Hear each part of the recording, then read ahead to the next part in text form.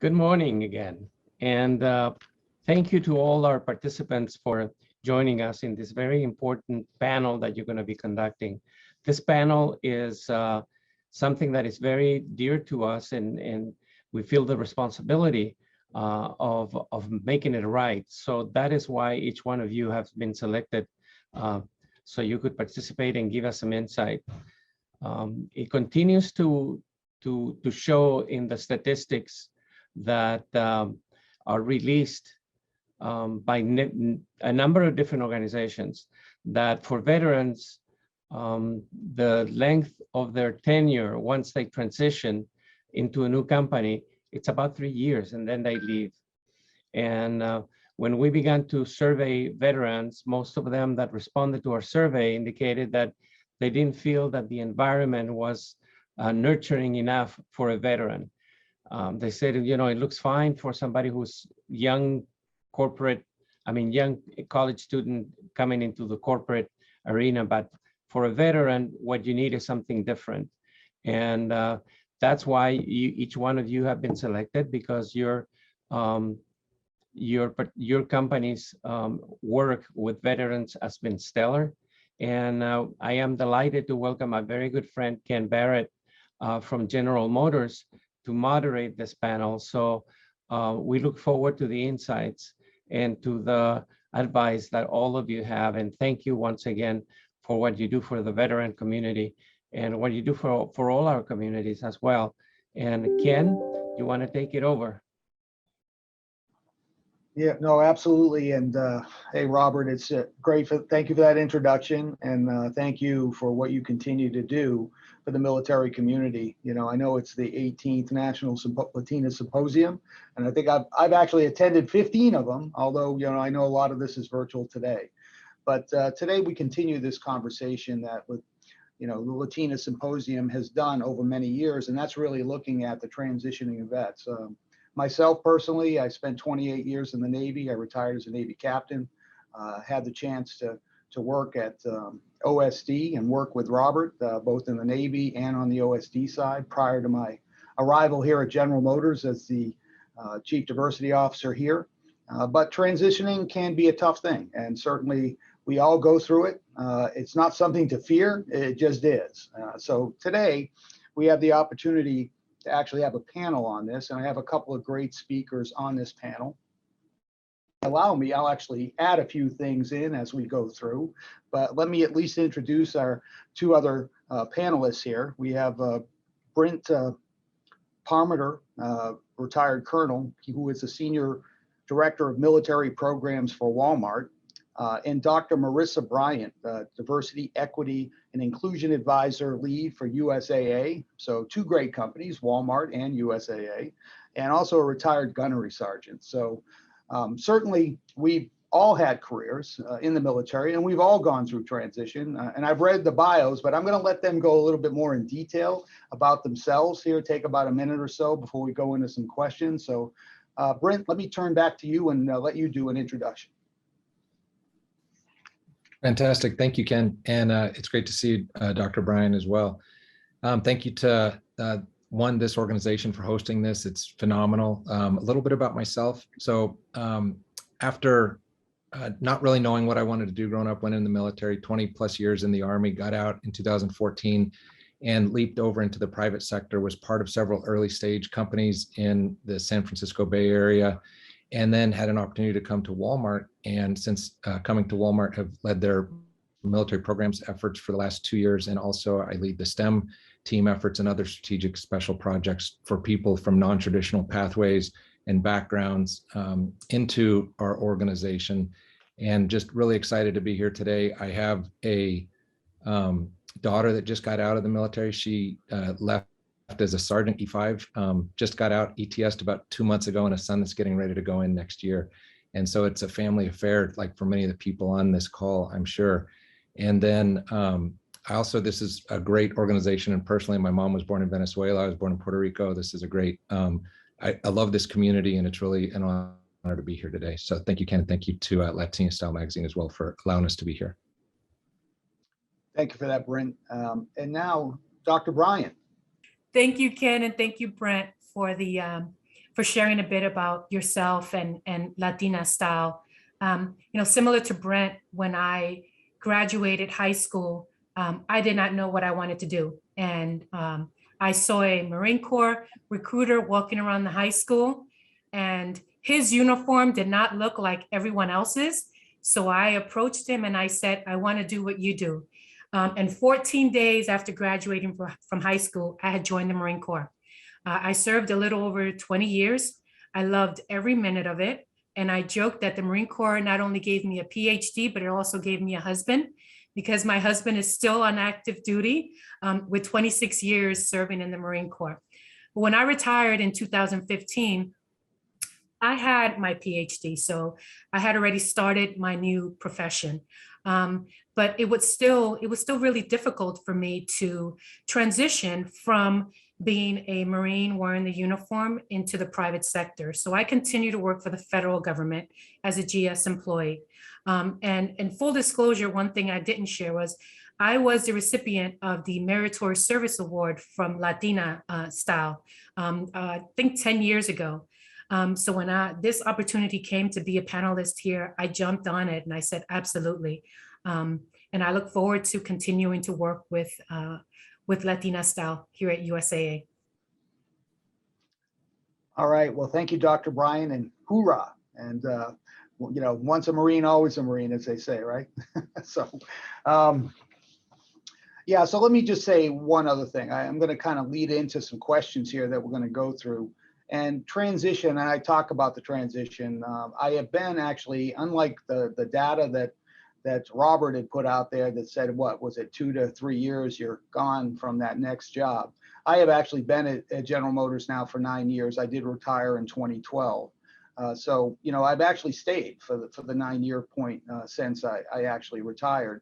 But, it is some things that you kind of go through that are a little bit different, right? I, not unlike Brent, as an 06, as a Navy captain, I could walk into a room of 1,000 people, they'd yell attention on deck, they'd all come to attention, wait for me to speak and wait for me to say carry on and then wait for me to speak. And now as I kind of joke with people, even though we're in a COVID environment and we're not really in the offices that much anymore, but when I walk into a meeting, if somebody looks up, I consider that a win, right? So you have to change your perspective on how you go into a new organization. And so I think with that, I want to kind of come up with the first question here and to both of our panelists, and that is, what is your company's veteran programs, or how you deal with veterans, or how you help them transition, but how you help them get to that next phase and actually experience a transition in a positive way. So Brent, maybe I'll start with you. Sure, Ken, I'd love to. And just a comment, you're exactly right.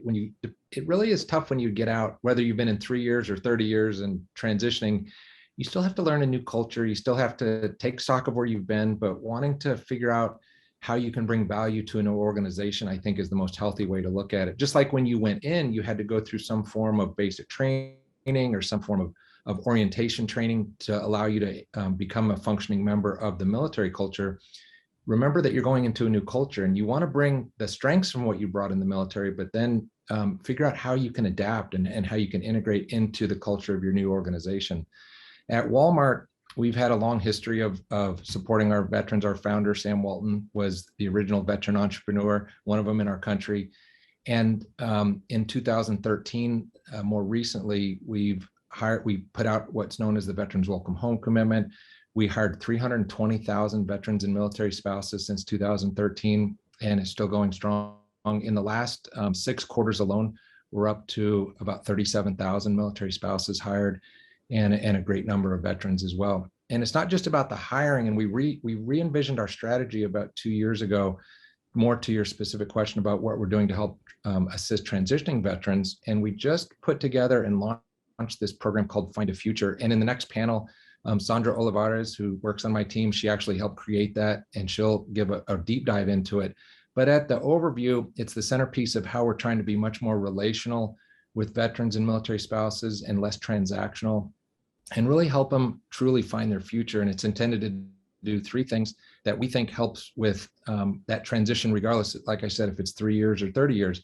The first one is, how are we helping people figure out and do an audit of where they are at that point in their lives? What's their education? What's their skills? What's their experience?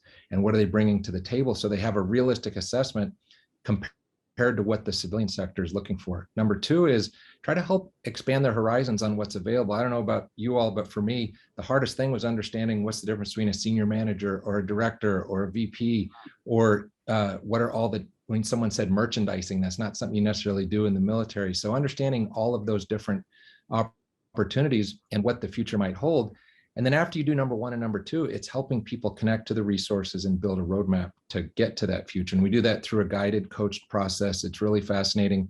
We're at over 120,000 hits on the site since it launched 3 months ago, and had about 2,500 registrants, if I remember from last count. And so we're really excited about that. It helps transitioning veterans and already transitioning service members, already transitioned veterans, military spouses, currently serving guardsmen and women and reservists, all figure out what that future might look like with our company, and not just for employment, but also entrepreneurship and educational learning discussions, because we think you need to braid those other things together to really get a sense of who you are and what you want to do. That's really the tip of the iceberg for it. We're really excited about it, and we'll keep everyone updated on how it goes. Same question to you, I think, with respect to the transitioning of vets. How is your company handling that scenario? I know it's your USAA, correct? So, I mean, you guys have done a lot of work in this space. So we have, one thing for me when I joined USAA, obviously there's always that fear of the unknown, especially since you've been in one organization, which, being in the military is very different. And then transitioning into the private sector from the federal sector is very different. But USA has a lot of great programs for veterans. We have Hiring Our Heroes, which is a corporate fellowship program that individual veterans, transitioning usually within the last 6 months of their term of their service, can take part in this program. We also have VetNet, which is an employee resource group that is made just for veterans and military spouses, because obviously military spouses should not be left behind. And they obviously play a key role in the veteran's career. We also have the Veteran Transition Leadership Development, Vets Lead, which newly hired veterans can participate. This is a 1-year program that focuses on personal, transitional, and business skills needed to be successful in the corporate career. So we have quite a bit of different programs. I think that if veterans can really have at their disposal these types of programs available to them, probably within the last 6 months to 12 months of their career, I think that it'll make the transition a lot better and a lot smoother for them. Well, thank you, Dr. Bryant. And let me just take a point of personal privilege as the moderator, talk a little bit about General Motors. General Motors obviously has a long legacy of support for the veteran and military community, obviously being the arsenal for democracy and what we did in World War II, but all the way up to the current day with the new launching of GM Defense. But I think the biggest piece of it, we have over 50,000, veterans who are GM retirees, and we have probably about 6,000 or so of our U.S. employees that are veterans today. And plus we have obviously groups that are serving in the National Guard and Reserve in the company today. But probably the biggest thing about the transitioning that I think we found has been helpful is we have a wingman program that is run through our Veterans Employee Resource Group, and we really assign veterans to any new veteran hire that we have coming into the company to kind of help with that transition. Because really, to Brent and Marissa's point, I mean, it can be daunting. And even though whether you've been in, to Brent's point, 3 years or 30 years, it's a transition and you're going to go through it. And you're going to have certain levels of responsibility that you had in the military and obviously doing great things. And then sometimes seeing that actually correspond to the levels of responsibility that you would expect to have and that you had in the military sometimes is a little lagging. So I've always tried to be able to encourage and mentor those folks who are transitioning to understand where you are working, to Brent's point, because I think he had some very key points, and to Marissa's points as well, is to be able to understand what the actual organizational structure is. We knew it clearly in the military. You knew who was in charge, right? And sometimes it was pretty obvious of where the levels were inside the organization. Inside corporate America, sometimes that can be a little bit lost, but you can learn it. It's not like rocket science. You can figure that out, understand where you are operating now, and then being able to showcase the talents that you have as a veteran, being in the military, having to bring in these core values that you have that are inherent in you and applying them to your new role is going to be something that's going to help you be successful. So with that, I guess I'll stop talking. It took too long of a personal privilege there. So I'll go to the next question, and I'm going to Marissa kind of started on it a bit, but I'm going to start with Britt here a little bit about the veterans employee resource groups that they have at Walmart and how they are really interacting with the veterans there. And I know you've hired a large population, as I know USAA has as well. So Brent, over to you about the veterans employee resource group that you have and how they're really in the forefront to try to make veterans feel welcome.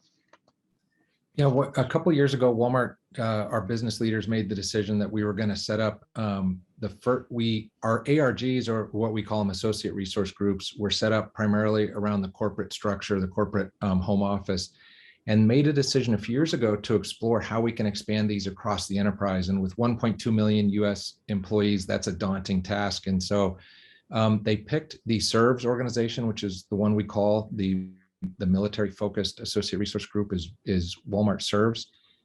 And we organized it we co-lead that from the military program side with myself and our culture, diversity, equity, and inclusion office. We both co-steward that organization because it fits in with the other ARGs as well.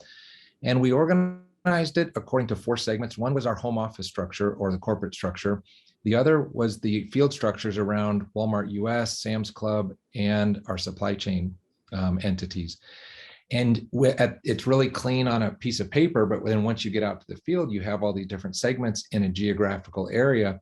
And the idea was, how could we figure out ways to set up some structure that transitions between salary and hourly associates, how it gets out into the field and it's an information channel. How does it align to business objectives?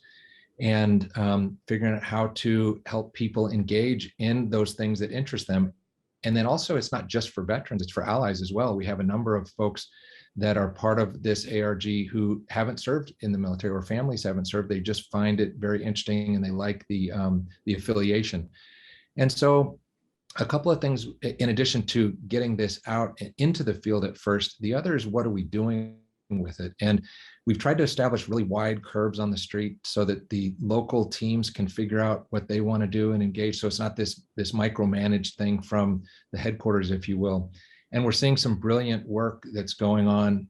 I'll give some highlights, something that's probably top of mind to most of us on this call, and that's the recent events in Afghanistan. And we've had our associates, we made some announcements in the last couple of weeks where we've had an outpouring of those people who, I think we probably have 20, 30, 40,000 people in Walmart that have some form of experience in the Middle East in the last 20 years. And a lot of those people, like myself and like those of us on the call who have served overseas, have this affiliation. And this is a great example of our associate resource group stepping up, saying, we have this cultural competence of working with this group in the past of Afghans. And as they come over into the US, how can we help volunteer with the nonprofits and local communities to serve as advisors for special immigration visa processing, or employment support mentors or whatnot. And I think that's the type of things we're trying to see in the community, is those things that can make a difference. It allows veterans to engage. That's just one example of many others that people want to do. And it's something that gives them purpose. And we think that purpose then leads to things like retention. It leads to feeling like they're part of a team and something bigger than themselves again, which we had in the military, and we want to give that to folks as well. So that's just a tip of the iceberg of what we're seeing. Couldn't be more proud of the ARG leaders for putting a lot of this structure together and then letting it happen out in the field in a way that best fits for that geographic region and what those teams want to see and do. All right, thanks, Brent. And Dr. Bryan, I think you covered a bit on your Veterans Employee Resource Group, but so I'm going to shift to another question, if that's okay. But question, if you want to come back to that, certainly feel free. Okay, so this one here, I know it's something that's probably on the mind of a lot of the folks transitioning, and that is kind of like tips on resume writing, interview prep. I know in our case, we do HireVue, so there's a lot of like online kind of interview things where you have to actually upload content. But what is USA looking at with respect to reviewing applications? Any advice you could have on resume writing, interview prep, those types of things? Thank you for the question, Ken. One thing that is vital for a veteran transitioning from military service and wanting to go into the private sector or any other organization is we want to first make sure that we can translate all the service, whether it be 4 years or 20 years or 30 years, into what I call civilian lingo, right? Because, in the military, I know in the Marine Corps, and I'm certain in the other services, we have a lot of different acronyms and things. We have our own language, so to speak, in our organization. That doesn't always translate into the private sector. So one of the first things that I would suggest for service members who are going to transition from military service into another organization is to make sure that that resume translate whatever it is that you've done in your service during your tenure, that it translate into everyday language that individuals can understand. Ideally, if I'm reviewing a resume and I don't understand the terminology or I don't understand the position you held in while you served, then that's going to be pretty difficult for an individual who's wanting to hire for a certain position. So that's the first thing. I will also suggest really taking advantage of that TAPS program. And I know in the Marine Corps we had it, and I'm certain in the other services that's available, but take advantage of TAPS. And that's available at any time for service members who are going to be transitioning, including their spouses. Don't leave them behind. Because I fall into two categories. I not only fall into, a service member who transitioned, but now I'm a spouse. So don't leave the spouse behind, but really take advantage of those programs that the military has available to you and for you, because those are the things that would really resonate in terms of landing the job or not being selected for a position. So ideally, those are the first two things that I would suggest. Take advantage of those transitioning programs that's available from the service, and then making sure that that resume is you have to make sure that whatever lingo you have in terms of your service translate into the civilian sector. Great answer, Dr. Bryant. Brent, did you have anything to add there? I would echo everything that Dr. Bryant said. I think it's spot on, and we see it. It's interesting too that a resume is one form of tool that you can use to interact, and especially with the corporate structures. We have so many roles though where it's about the skills that you have and about being able to talk about them. And a resume is just what gets you in the door, but it's really being able to talk to the content, be able to as Marissa said, relate those stories back to something that shows you understand how to bring value to the new company that you're going into through your experiences in the past. And that could be whether you were in a helicopter fleet maintenance job in the service, and now you want to go into some form of area management role in supply chain. Well, how can you describe what you did in the past that resonates with the hiring manager for your role in the future? Or you may have done something in the past and it's simply talking about your soft skills and your ability to learn. And that's what will help you land in a merchandising role, for instance, that one of our senior vice presidents who kicked off one of the discussions earlier today, Tracy Default, her background in the military versus now what she's doing for Walmart. And so I would just add those points to echo all the great things that Marissa said earlier. Thanks, Brent. And yeah, I'm going to add in a couple of things too, because I think both Marissa and Brent are spot on and really some good advice there. And I would say the value proposition definitely is key. You know, what value you're going to bring to that company. And I would say not all, but certainly a lot of us are kind of humble. You know, we served and we put service before ourselves in a lot of cases. And sometimes, you know, we're humble about how we talk about ourselves. You need to brag a bit. I'm not saying being overly braggy, but at least put some of the things that you've accomplished there. And to the point of the value proposition, how that made a difference, right? I think a lot of times I've seen resumes to where it's just a laundry list of all the different stations that have gone on for many years, if you were in for many years, and sometimes to tie it back to what you were in charge of, you know, how much money you might have controlled and what difference you made by you being in that role. I think if you can showcase that, then you can showcase that value proposition that Brent was talking about. So think about that as you go forward and look at the resume. Certainly take all the tools, whether it's TAP class or CTAP or Rulin, whatever you can to help on the resume. Do that and find mentors to help bounce it off. Okay, folks.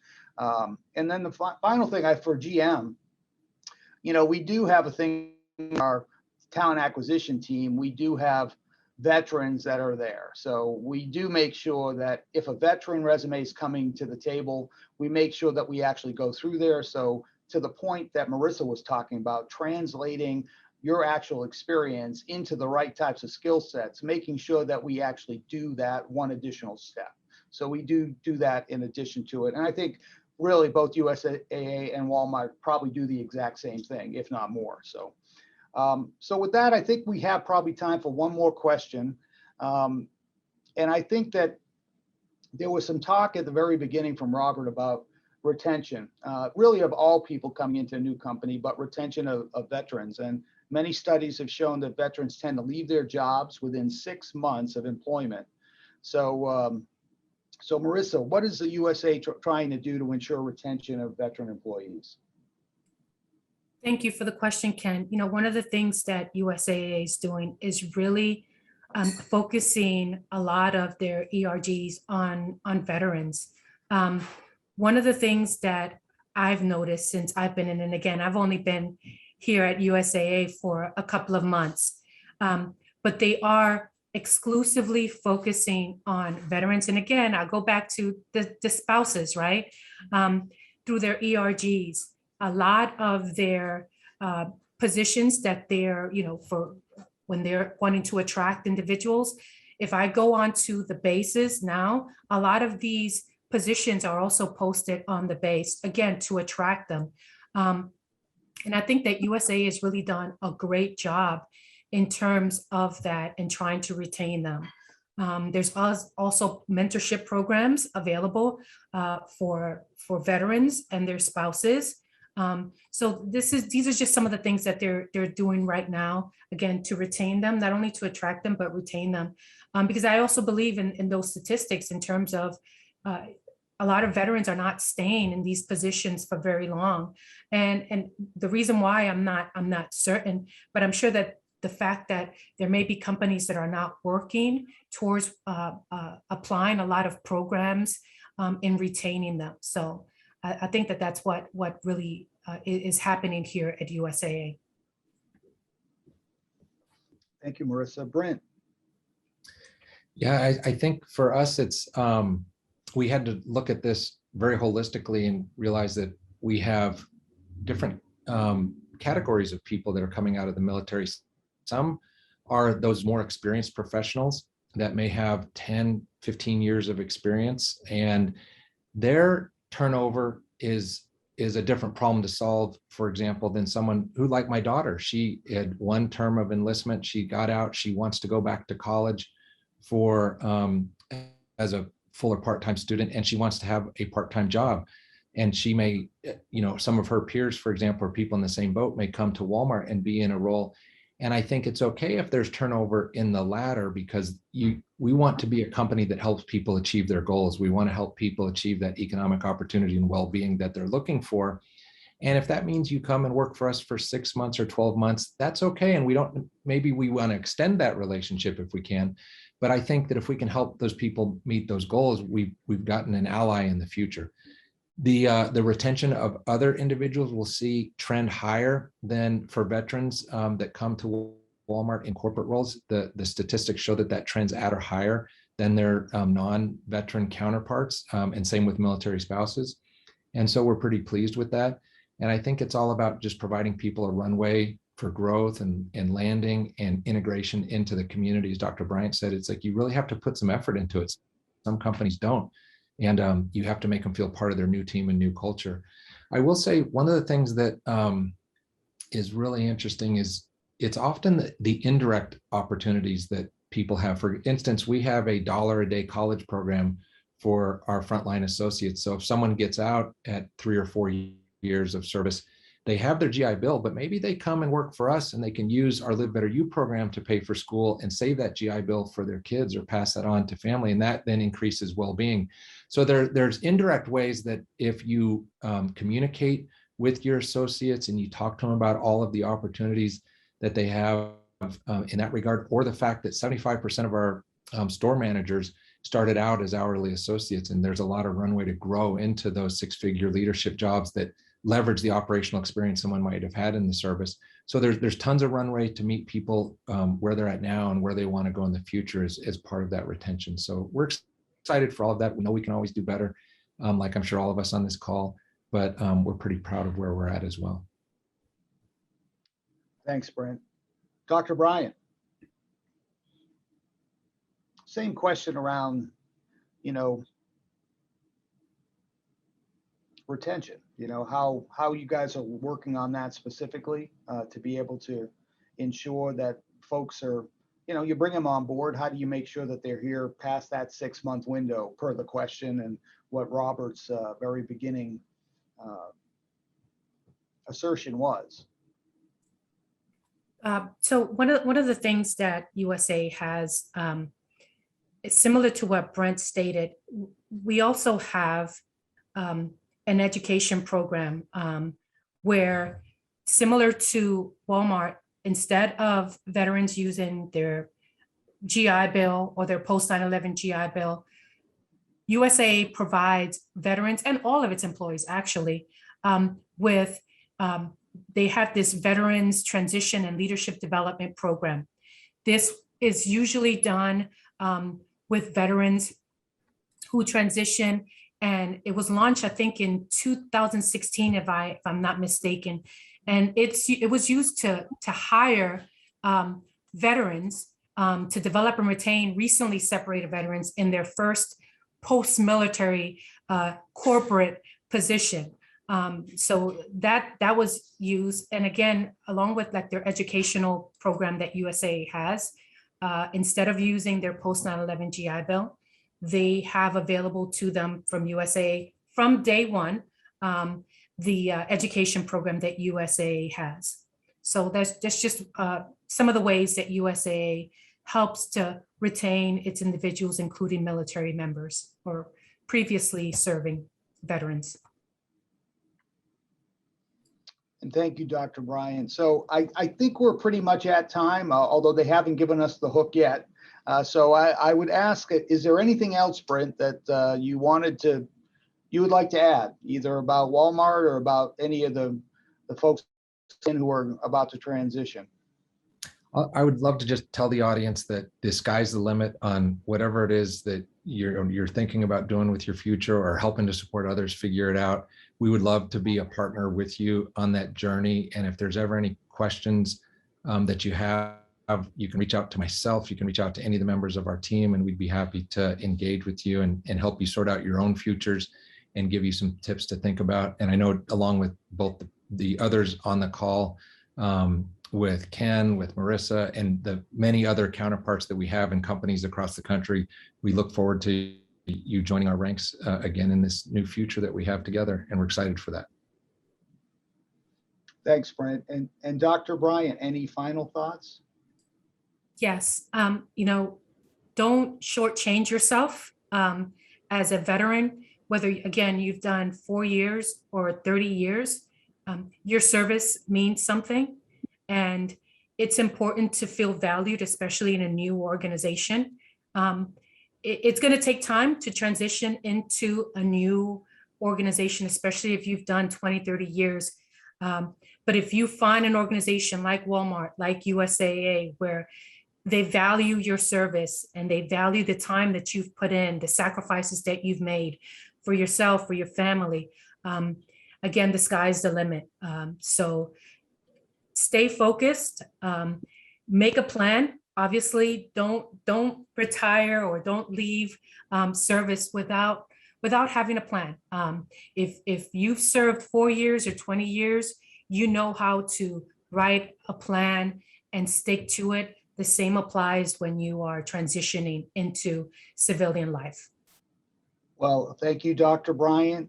Thank you, Colonel Parmeter. I would also say on behalf of General Motors and really everybody on this panel call, this is doable, okay?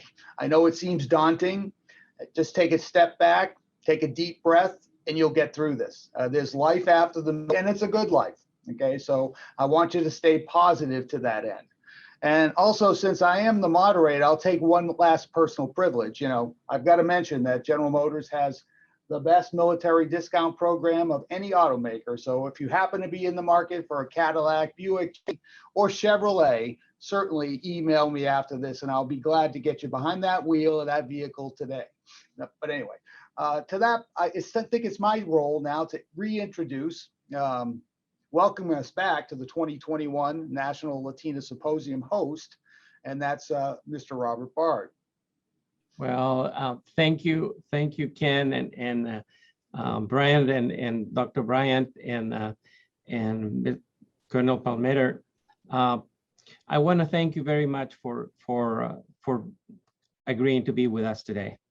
But not only for that, I want to thank you for the service that you did in our military and for the service that you're doing right now to make sure that veterans are taken care of, and for all the work that you do, because the one thing that I'm sure that all veterans look at is who is where, and trying to see if they see anybody that they respect or anybody that they know that is already joined the company that they're looking for as a potential employer.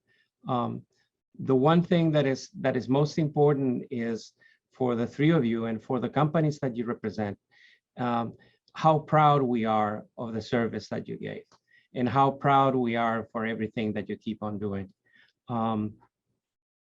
Colonel, what Walmart just did with the college tuition for all your associates, it's an amazing, amazing program. And for a very long time, I would like to tell you that us who are in the leadership in the Hispanic community have always thought that the only way we're going to fix education is when corporate America takes it over.